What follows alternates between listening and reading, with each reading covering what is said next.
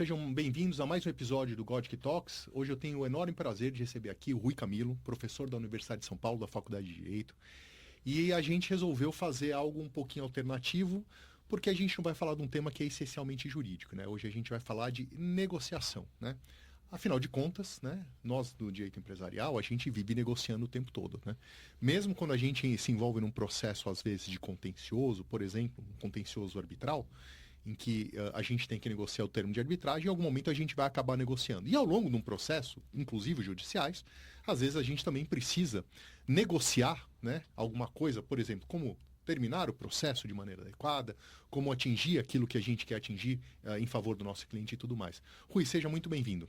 É uma alegria estar com você. Muito obrigado pelo convite, Marcelo. Vamos lá, Rui. Bom, por que a gente resolveu falar de negociação hoje, né?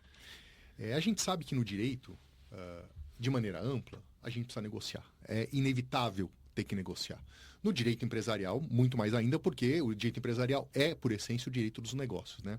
Mas o que a gente vai tratar agora nesse bloco é como, né, o direito ele é influenciado pela negociação e como a negociação pode ajudar a resolver questões jurídicas, né? Porque a gente sabe, por exemplo, que às vezes existe uma negociação num caso criminal, claro, tem uma negociação num caso de arbitragem e tudo mais, né? Então, fala para mim, Rui, qual que é a importância da negociação para o direito e como que eles convivem? Bom, em primeiro lugar, nós temos hoje a negociação como uma referência em todas as áreas do direito. Você tem a negociação tributária, que está indo de vento em popa nas situações de empresa em crise, né? Tem havido importantes negociações da Receita Federal. Você tem a negociação no âmbito das ações de improbidade, das situações de ilícitos administrativos.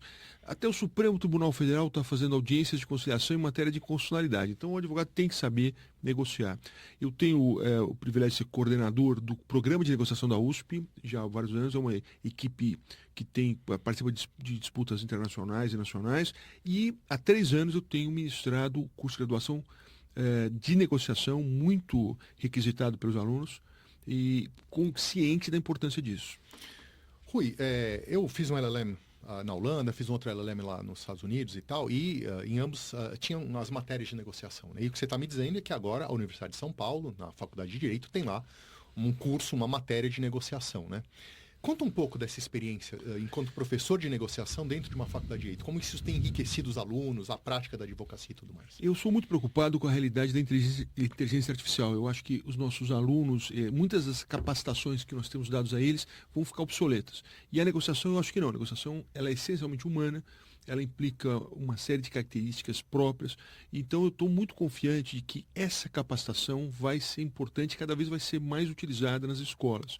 A gente ensina, a gente dá eu já me dou uma breve palestra, trago um convidado, e o convidado não é só advogado, eu trago o chefe da polícia para falar como ele negocia com situações de cerco policial, eu trago diplomatas, eu trago advogados, mas discutindo parte de negociação de jogador de futebol, por exemplo. Então acaba sendo uma experiência assim, muito interessante. E depois vem a parte mais importante do curso, que é as dinâmicas, né? As classes dividem em grupos, cada um tem um papel e eles têm seus objetivos e negociam. A gente só aprende a negociar negociando e é o que a gente faz lá no curso.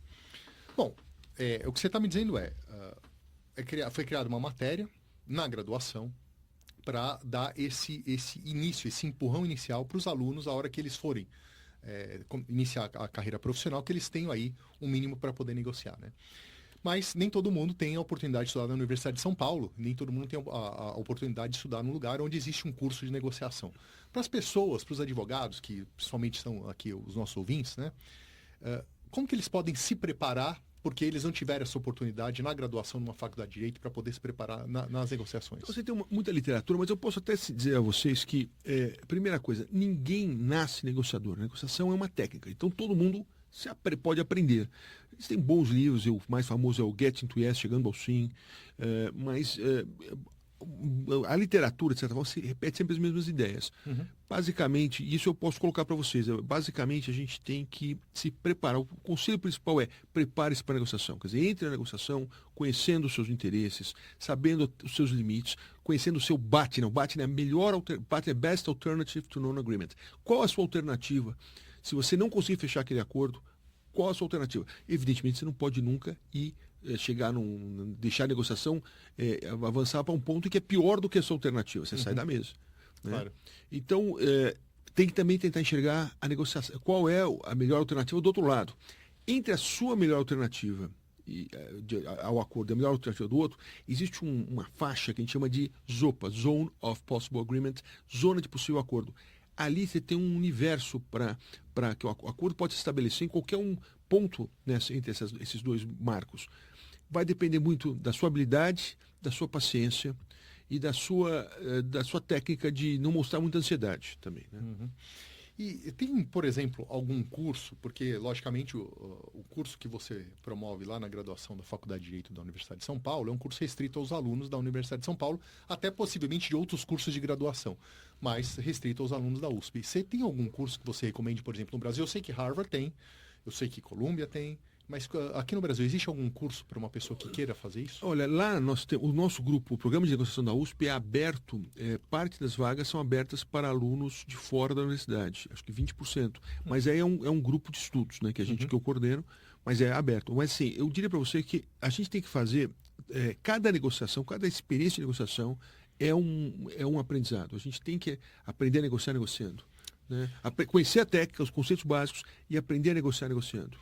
E para a pessoa que tem interesse, por exemplo, em participar desse grupo de estudos, como é que ela pode entrar em contato? PEN, Programa de Negociação da USP. PEN USP tem site, tem todas as redes sociais e pode se aproximar. E os alunos de graduação podem participar do processo seletivo.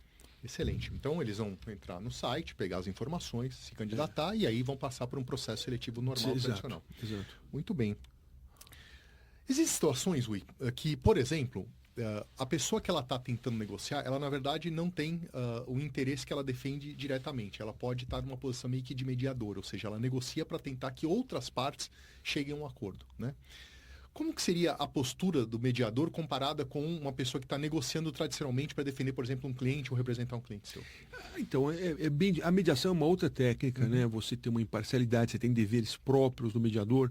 Na negociação, o que eu gosto da negociação é que, e é muito difícil muitas vezes, até o estabelecimento da mediação exige algum tipo de consenso básico. O que eu gosto da negociação é que a negociação ela é você de peito aberto com a outra parte tentando construir uma solução. Então, exige muito menos as chances as possibilidades de você se encontrar em situações assim são muito mais frequentes. Mediação, eu quando vi, foi a única vez que eu participei de um processo que deu certo foi por imposição judicial. É um caso muito complexo, o juiz nomeou o mediador que resolveu. Mas não é sempre que você vai ter uma situação dessa. Você foi mediador? Não, eu fui advogado de uma das partes. Mas muitas vezes você tem a mediação como uma imposição do contrato ou uma imposição do próprio juiz. É importante, eu não tiro o mérito, mas o que eu acho realmente que o que eu tenho, nós temos também cursos de mediação lá na Faculdade de Direito, do Departamento de Processo, mas o que eu gosto bastante realmente é a parte da negociação, que eu acho que é um aprendizado mais livre, que você vai usar para tudo na vida, né? Até na relação pessoal, vamos ver o jogo de futebol ou vamos ver uma série da Netflix hoje à noite, você, seu esposo ou esposa. E isso é uma negociação também, né? A gente tem que aprender a fazer isso. Rui, eu sei que existem duas grandes técnicas aí de negociação, uma que é chamada de distributiva e a outra que é chamada de integrativa. E elas, às vezes, elas se chocam um pouco, até mesmo porque se eu enveredar por um caminho, pode ser que eu não consiga chegar àquele objetivo que eu precisava chegar, né? Você pode explicar qual a diferença entre as duas técnicas e qual momento uma é mais adequada que a outra e como conduzir isso? A negociação distributiva, basicamente eu tenho alguma coisa que está na mesa e vai ser dividido entre as partes. O que uma ganhar, a outra perde. Então, essa negociação, ela é sempre uma negociação que gera muito conflito, que gera risco de impasse, que pode gerar muita animosidade, etc. O que a técnica busca trazer é transformar a negociação distributiva numa integrativa, que é basicamente o seguinte: traga mais elementos para a mesa. Então, você quer pagar 1.000, eu quero receber 2.000. Nós estamos discutindo valores. De repente, eu posso aceitar que você me pague 1.000, desde que você me alugue também, me ceda incomodado com alguma coisa. Quer dizer, tente trazer mais elementos para a mesa. Você vai atingir, muitas vezes, um resultado de muito mais benefício e utilidade para as partes. Então, isso envolve uma coisa que, para mim, é a principal. Além de se preparar para a negociação, a outra grande recomendação é a seguinte: escuta ativa. A gente não precisa de oratória para ser um bom negociador, a gente precisa de escutatória, para usar uma frase do Rubem Alves. Você tem que aprender a escutar, prestar atenção para tentar identificar qual o interesse da outra parte e às vezes fazer acrescentar à sua proposta algo que atenda esse outro interesse. Você tinha mencionado para mim um caso que aconteceu na Inglaterra, né, do caso Fluffing, né? Você quer contar um pouco desse caso? Porque é um caso bastante interessante que ele demonstra, né, como usar essa técnica integrativa para tentar resolver um impasse que não se resolveria de outro jeito. Né? As pessoas muitas vezes entendem que negociar é ficar uma posição e não ceder. E até insistir, pressionar o outro lado até a outra parte ceder. Não é nada disso. O bom negociador tem que entender onde está pegando e tentar avançar. Então, o caso Fluff basicamente era o seguinte: um hospital em Londres precisava ser ampliado, havia algumas casas que precisavam ser compradas, e uma senhora se recusava a vender. Então, a diretoria do hospital mandava emissários com propostas cada vez maiores, ela não. O diretor resolveu ir lá, não para pressionar, simplesmente foi tomar um chá com a senhora. Eu queria lhe conhecer e tal, mas com atenção, escutativa. E a senhora... E ao sentar e tomar o chá, ele viu várias fotografias de um cachorro, um cachorrinho, o Fluff. Quem é esse cachorro? Não, é o Fluff, meu cachorrinho. E onde ele está? Ele morreu. Vou lhe mostrar o túmulo do Fluff. O Fluff estava enterrado no quintal. Por isso que ela não queria vender. Ela que tinha um carinho pelo túmulo do cachorro. O que ele fez? Ele saiu de lá, voltou depois de 15 dias e falou: tem uma ótima notícia para a senhora. Eu arrumei um lugar para o Fluff no cemitério dos cachorros da rainha. Resolveu o problema. Então, às vezes, a gente tem que entender onde está pegando. A gente não tem que ganhar, não é uma queda de braço em que quem vai ceder, quem vai resistir mais. Qual é o seu interesse que provavelmente eu posso, de alguma forma, lhe atender sem que haja, da minha parte, um problema. As pessoas têm gostos diferentes, têm preferências diferentes para tudo, em relação ao tempo, em relação a riscos. Então, às vezes, você consegue compor soluções em que a pessoa fica com alguma coisa que interessa a ela, você fica com o que interessa mais, todo mundo sai feliz, ganha-ganha. Então, a gente chama isso de negociação integrativa. Esse deve ser sempre o objetivo. Quase sempre é possível. Se não der, paciência, mas quase sempre é possível transformar isso. Perfeito.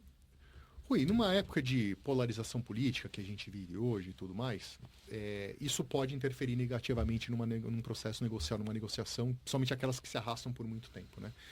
Como se posicionar e como conduzir isso se houver um problema aí que envolva, por exemplo, preferência política, etc. Ou como não deixar isso interferir de maneira negativa na negociação? Então, a gente tem que tomar cuidado. Eu me lembro de um caso pessoal meu. Eu fui uma vez num cliente novo, uma fábrica no interior de São Paulo, com uma equipe do meu escritório, discutir uma questão tributária que nem tinha lá meus advogados tributaristas. E eu achei curioso que ao sentar, eu não conhecia a pessoa, a primeira coisa que a pessoa perguntou, assim: você é vermelho ou azul? Né? Então, quer dizer, ele queria que eu tomasse uma posição política. E eu, evidentemente, não estava ali para discutir política, estava ali para ajudá-lo. E simplesmente eu deixei a pessoa falar. Acho que essa é um pouco a ideia, né? Para ele aquilo era importante. Deixa eu falar, não tive que expressar a minha posição, porque não tinha nada a ver com isso. Mas ele queria desabafar lá as posições dele e falou, e depois que ele falou, nós continuamos a conversa, entramos com o que importava. Então, eu acho que isso é importante. A gente tem que tomar cuidado. Existe uma coisa importante na negociação chamada small talk, que é aquela conversa, quando você chega não conhece outra parte. E essa small talk, ela vai geralmente ou para política, ou para o futebol, ou para o tempo, ou para a pessoa. E a gente tem que evitar que essas conversas de exploratórias caiam em temas polêmicos. Né? Essa conversa exploratória pode ser um bom momento para você construir vínculos com a pessoa e não se afastar dela. Então, por exemplo, onde o senhor estudou, onde você morava, em que colégio você estudou. Isso é muito mais interessante do que discutir em quem você votou, qual a sua religião. Porque você aí vai construir alguma coisa, vai encontrar um caminho comum e que vai facilitar depois o momento seguinte. Agora, se você já foi polarizar, discutir política, discutir futebol ou religião, você provavelmente vai ter dificuldade de trazer a conversa para o eixo para conseguir resolver o problema. Muito bem, ou seja, esses assuntos mais polêmicos, polarizados, vamos assim dizer, eles acabam escalando para uma situação que às vezes se torna até irreversível e prejudica toda a negociação. Exato. E às vezes prejudica de maneira permanente, a gente não tem como voltar atrás e tentar reconduzir de uma outra maneira. Né? Mas deixa a pessoa falar, ouça, também não tem problema, ninguém deve ficar ofendido de ouvir. Se a pessoa quer extravasar a opinião dela, tá bem, está registrado. Até porque nós, como profissionais do direito, normalmente a gente representa o interesse do cliente, não o nosso próprio Exato, interesse. Né? E aí, fazendo isso, eu acabo prejudicando o interesse do meu cliente. Né? Exatamente. Eu evito, quer dizer, quando a pessoa quer falar disso, eu acho até quase uma falta de educação discutir esse tipo de questão polêmica na frente de alguém que ele não mal conhece. Mas eu deixo a pessoa falar, e quando ela baixa um pouco, ela extravasou o que ela quer extravasar, virada da página, etc. Eu não considero isso também ofensivo. Assim, a gente não tem que levar isso para o lado pessoal. A pessoa quer... Né, eu acho só inoportuno. Deixa a pessoa extravasar e continuamos. Né? Claro. Bom, você mencionou o livro Getting to Yes, né? Tem algum outro livro que você lembre nesse momento que a gente possa recomendar para o... Olha, a bibliografia é muito rica sobre negociação. Agora, todas elas giram em torno dessa ideia, né? Como transformar uma disputa distributiva numa integrativa, como se preparar para a negociação. A questão tem temas muito interessantes sobre a ética na negociação. Você não pode se permitir que a outra parte jogue sujo. Se você percebe uma situação dessa, você deve sair da mesa, né? Porque senão isso pode... Então, a questão cultural, existe muita literatura sobre as diferenças culturais e como lidar com elas, como você tem que se conhecer quando você está tratando com alguém de outro país. Você deve conhecer as formas para não incorrer numa ofensa sem perceber, muitas vezes, né?